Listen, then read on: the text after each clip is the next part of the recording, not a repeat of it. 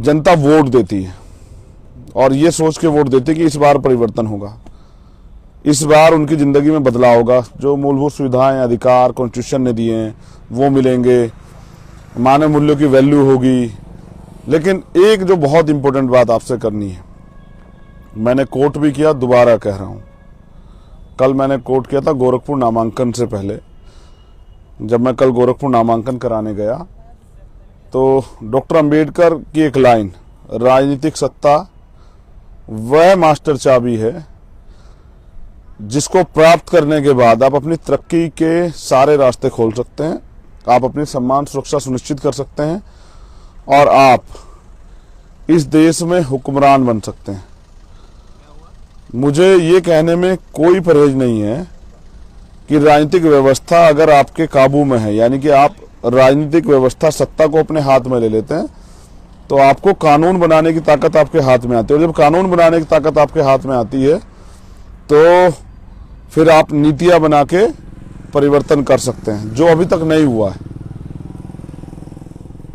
जो समस्या मूलभूत हमारी है, जैसे जातिवाद, जैसे कास्ट एट्रोसिटी, जैसे डिस्क्रिमिनेशन, भेदभाव, जैसे रोटी कपड़ा मकान, अच्छी पढ़ाई, अच्छा इलाज, नौजवानों के लिए रोजगार, महिलाओं को सम्मान, महिलाओं को अधिकार, महिला सशक्तिकरण, उसके अलावा किसानों के मामले हैं, मजदूरों के मामले हैं, उनके साथ आम जनता के बुनियादी जो ढांचा बनाया गया है, जिस तरह से एक कर्नाटक में एक बड़े मुद्दों को हवा दी जा रही है क्योंकि उसका असर यूपी और जो 5 प्रदेशों में चुनाव उस पर पड़ने वाला है।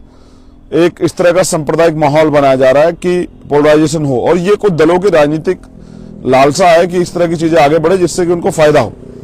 और इन धार्मिक सांप्रदायिक एजेंडों में आपके वास्तविक मुद्दे हमेशा फेल हो जाते हैं, कहीं ढके जाते हैं, इस वजह से नुकसान होता है। तो मैं आपसे अपील करता हूं, आजाद समाज पार्टी काशीराम का चुनाव चिन्ह केतली, और जब जिस भी विधानसभा में जब आपको एक के सामने केतली का बटन आए तो आपको केतली का बटन दबा के आजाद समाज पार्टी को, भीम आर्मी को, सामाजिक परिवर्तन मोर्चा को और अपने भाई चंद्रशेखर आजाद को राजनीतिक ताकत देनी है, जिस राजनीतिक ताकत के बलबूते जैसे कहा गया है, और ये कहा नहीं गया, ये वास्तविकता भी है कि लोकतंत्र में सत्ता के साथ साथ विपक्ष की भी एक अहम भूमिका होती है। और हम विपक्ष हैं, हम सड़कों पे तो लड़े, लेकिन अगर पॉलिटिकल पावर, पॉलिटिकल स्ट्रेंथ हमारे साथ खड़ी हो जाती है, उत्तर प्रदेश में भी निर्णय आपको लेना है, किसी भी दल की एब्सोल्यूट मेजॉरिटी गवर्नमेंट नहीं बन रही है। अगर आजाद समाज पार्टी के मेंबर जीत के आते हैं और आजाद समाज पार्टी के जरिए सरकार बनती है, तो जो मैनिफेस्टो हमने दिया है महिलाओं के लिए, माँ के लिए, बहन के लिए, दादी के लिए, पिता के लिए, चाचा के लिए, नौजवान के लिए, किसान के लिए, मजदूर के लिए, तो वो मैनिफेस्टो हम लोग लागू करा सकते हैं। जिन दलों को आप आज तक वोट देते आए, भरोसा करते आए, वो आपको ठगते आए, उनसे भरोसा हटा के, क्योंकि वो आपके मुद्दों पे भरोसे पे खरा उतरने नहीं वाले हैं, तो आजाद समाज पार्टी के प्रत्याशियों को वोट दें, उनको जिताने का काम करें। मैं आपसे अपील करता हूं कि आजाद समाज पार्टी का जो सिंबल है केतली, जहां आप केतली देखें तो आप ये समझना, मेरी माताओं बहनों से मेरी अपील है, बुजुर्गों से अपील है, नौजवान साथियों से, कि वहां प्रत्याशी सिर्फ चंद्रशेखर आजाद है। जब आप वोट देने जाएंगे तो याद रखना कि अपने बेटे को, अपने भाई को, अपने बच्चे को, अपने दोस्त को वोट देके ताकतवर बनाना है। और भारतीय राजनीति ने क्या दिया है देखना चाहते हैं? मैं दिखा देता हूं। देखो, समय बड़ा बलवान होता है। मेरे पीछे एक व्यक्ति आप पड़ा सोता हुआ देख रहे हैं। हम हरिद्वार हैं, मेरे दोनों तरफ नहर है, एक छोटी नहर है, एक तरफ बड़ी नहर है, और वो जहां मेरी उंगली का इशारा है वो देखिए उधर, वहां एक आदमी लेटा हुआ है, ना छत है ना ही कोई और सहारा। उसके नीचे जो कपड़ा है बहुत एक सादी सी चादर है, ऊपर एक कपड़ा है। और जब मैं यहाँ लाइव करने के लिए रुका था तो मैंने देखा, मुझे लगा कि पहले कोई सामान पड़ा हुआ, लेकिन बाद में पता लगा कि ये भारत का एक जिम्मेदार नागरिक है। अगर आज भी इस लोकतंत्र में हमें सर ढकने के लिए छत नहीं मिली है, हमें इंसान जैसी जो प्रत्येक इंसान को मिलनी चाहिए सुविधा है वो नहीं मिली है, इसका जिम्मेदार चंद्रशेखर आजाद नहीं है, इसका जिम्मेदार वो नेता है जिनको आपने आज तक वोट दी, जो 2-3 करोड़ रुपए चुनाव में खर्च करते हैं और उसके बाद उस पैसे को पूरा करने के लिए ही अपनी राजनीति को आगे बढ़ाते हैं। अमीरों की इस राजनीति से गरीबों को कुछ नहीं मिला, और गरीबों को अगर अपनी जीवन में परिवर्तन चाहिए, अधिकार चाहिए, तो उनको अपनी राजनीति खड़ी करनी पड़ेगी, वरना हालात ये हैं। हो सकता है मेरे बात करते हो कभी उठ जाए, लेकिन सच ये है कि आम आदमी जिस देश में आज भी अमीरों के पास बड़े बड़े बंगले हों, कोठियां हों, मॉल बने हुए, और फिर भी कोई गरीब आदमी सड़क पे सोता है पेड़ के नीचे। ये सर्दी का समय है, रात के 9 बज रहे हैं, ठंड है। टेम्परेचर में अगर कहोगे तो कोई मेरा मोबाइल देना, मैं अभी आपको टेम्परेचर बता देता हूं क्या है यहाँ का।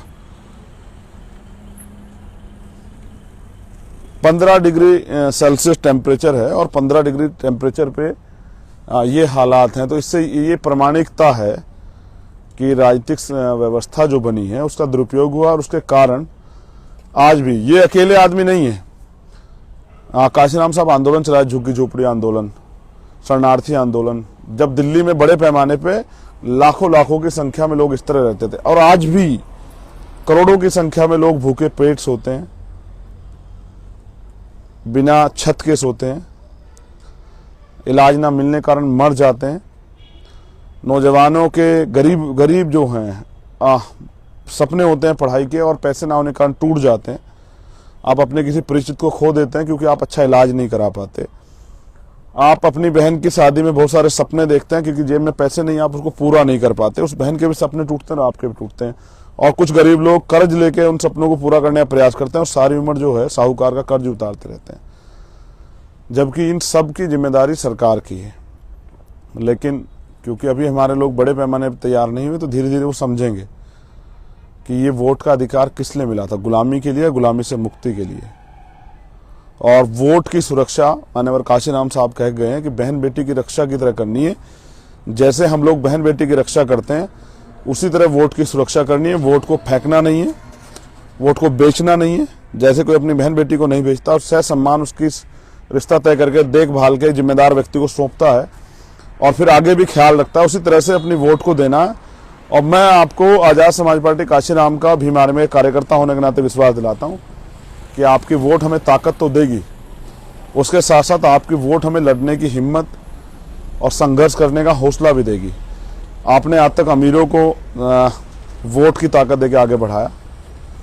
आज आपका बेटा, आपका भाई, आपका दोस्त आपसे अपील करता है साथियों से कि अपने एक वोट आजाद समाज पार्टी काशीराम के प्रत्याशियों को देकर उनको विजय बनाने का काम करें, और मुझे लड़ने के लिए राजनीतिक शक्ति दें। और ये परिवर्तन, सामाजिक परिवर्तन, आर्थिक मुक्ति का जो आंदोलन माननीय काशीराम साहब चलाते थे, जिसके लिए बाबा साहब अम्बेडकर ने हमें अधिकार दिलाने के लिए 4-4 बच्चे कुर्बान किए, काशीराम साहब अपना जीवन कुर्बान किए। हम उनके जैसे नहीं हो सकते, हम तो उनके पैरों की धूल भी नहीं हो सकते, लेकिन सच ये है कि किसी ना किसी को तो उनका आंदोलन आगे बढ़ाना ही। और मैं प्रयास करूंगा कि अपने साथियों के सहयोग से इस आंदोलन को आगे बढ़ाऊं। लेकिन एक बहुत इंपॉर्टेंट बात कहकर मैं इस लाइव को खत्म कर दूंगा। बाबा साहब अम्बेडकर जब जिए तब हमारे लोगों ने उनका साथ नहीं दिया। साथ देते तो हमारा राज बहुत दिन पहले आ जाता। उन्होंने अपनी पत्नी, अपने 4-4 बच्चे कुर्बान किए,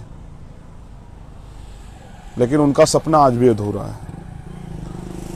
माननीय काशीराम साहब जब जिए, संघर्ष किए, तो कुछ जगहों को छोड़ के उनका साथ नहीं दिया गया, जबकि बहुजन समाज का वोट 85% है। ये 85% वोट जिस दिन एकजुट हो खड़ा हो जाएगा, उनका उस दिन राज स्वतः स्थापित हो जाएगा। भाई अगर इसमें से 10-20% इधर हो जाता तो भी 50.1% जिसके पास है वो जीतेगा। उनके केंद्र में भी सरकार होगी, स्टेट में भी सरकार होगी। तो काशीराम साहब अपना जीवन पूरा कुर्बान कर दिए। उनके जाने के बाद हमारे लोग उनको पूजते हैं, उनके विचारों पे चलने की बात करते हैं, उनके सिद्धांतों को तो अपना नहीं सकते हैं। लेकिन सवाल ये है, क्या उनका सपना पूरा हो गया? उनकी तो विचारधारा की भी हत्या हो गई है। जिस विचारधारा को, जिस कमजोर वर्ग को, वंचित तबके को, SC ST OBC minority, converted minority, जिनको वो मालिक बनाना हुक्मरान बनाना चाहते थे, आज भी वो वोटर ही बना हुआ है। और तमाम दल क्या क्या कर रहे हैं, कोई 300 करोड़ में 50 सीटें बेच रहा है, कोई कुछ और कर रहा है, कोई कुछ और कर रहा है। कुछ लोग और नए जो हैं वो लोहियावादी कहते हैं खुद को, और फिर वो अपने मंच से कहते हैं कि अम्बेडकरवादी भी हमारे साथ आ जाए। यानी कि वो तो अम्बेडकरवादी नहीं है। जो अम्बेडकरवादी नहीं है, जो बाबा साहब अम्बेडकर के विचार को नहीं समझता, उनके सिद्धांतों को नहीं समझता, जो काशीराम साहब के आंदोलन को नहीं समझता। देखो, मैं एक चीज़ स्पष्ट करता हूँ, काशीराम साहब जब आंदोलन में आए तो उससे पहले वो आंदोलन के बारे में परिचित नहीं थे।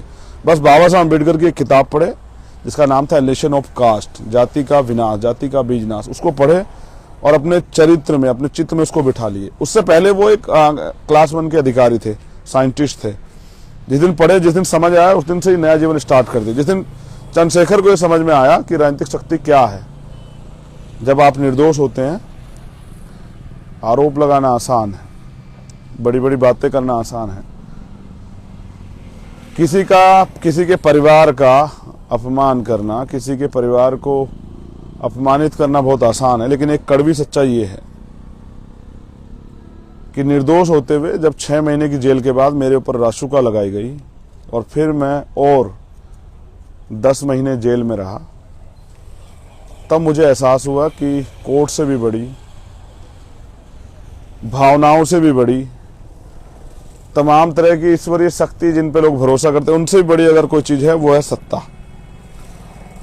उस दिन मेरी समझ में आया डॉक्टर अंबेडकर का वो कोट कि पॉलिटिक्स इज द मास्टर की, जिसका मैं जिक्र पहले भी कर चुका, कि राजनीतिक सत्ता वो चाबी है, वो सुनहरी चाबी है जो बदल देगी सब कुछ। अगर बहुजन समाज के लोग अपने जीवन में परिवर्तन चाहते हैं तो वो आजाद समाज पार्टी को वोट दें, और अगर आफ्टर इलेक्शन, चुनाव के बाद यही कहना चाहते हैं कि नहीं, ये सरकार अन्याय अत्याचार कर रही है, हम पर अधिकार नहीं है, हम सताए जा रहे हैं, और फिर आओ चंद्रशेखर लड़ो इस लड़ाई को, तो मैं तो तब भी लड़ूंगा, लेकिन फिर लड़ूंगा सड़क पे। अगर मेरे लोगों को जिता के भेजोगे तो सदन में आवाज उठेगी। और जैसे मैंने कहा, अगर हमारे जरिए सरकार बनती है तो फिर आप देखिए, जो काम 70 साल में नहीं हुआ उसको हम 5 साल में कराने का प्रयास करेंगे, क्योंकि हम पे विचार है बाबा साहब अम्बेडकर के, ज्योतिबा फूले के, छत्रपति साहू जी महाराज के, पेरियार के, महामना रामसूप वर्मा के, बाबू जगदेव प्रसाद कुशवाहा के, जननायक कर्पूरी ठाकुर के जो विचार थे वो हमारे पास है, और उन्हीं विचारों से ये देश जो है सम्राट अशोक का देश बनेगा, महान बनेगा, सोने की चिड़िया बनेगा। आपने मुझे सुना, उसके लिए बहुत बहुत धन्यवाद। जय भीम, जय भारत, जय संविधान, जय लोकतंत्र। और लोकतंत्र की जय तभी होगी जब आपका निर्णय आपके लिए फायदेमंद होगा। और मुझे सुनने के लिए बहुत बहुत धन्यवाद। कल के लिए अपील कि जब आप सुबह उठकर वोट तो जरूर करें, आप जब कल का दिन अपनी अपनी वोट की अहमियत समझें कि वोट से निर्माण होने वाला है शक्ति का, तो वोट तो जरूर करें, लेकिन जब वोट करें तो एक बार याद रखें, एक तरफ वो लोग हैं जिनको आपकी वोट से मतलब है, और एक तरफ वो दल है माननीय काशीराम साहब के असली सिद्धांतों पे चल रहा है, और जो संघर्ष के रास्ते पे, जिसने सरकार के सामने घुटने नहीं टीके, उसका एक एक कार्यकर्ता 5 साल सड़कों पे लड़ा है, उसने जेल काटी है उस आंदोलन के सिपाहियों ने, उसने मुकदमे झेले हैं उस आंदोलन के सिपाहियों ने, उसने अन्याय, जुल्म, जाति से अन्याय अत्याचार देखा है। और फिर जब वोट डालने आए, याद रखें, हाथरस को ना भूलें, उन्नाव को ना भूलें, प्रयागराज को ना भूलें, किसानों के 750 किसानों के साथ जो जाति हुई है, उनकी जो साथ जो शहीद हुए, उनको ना भूलें। आजाद समाज पार्टी के पक्ष में मतदान करें। जय भीम, जय भारत।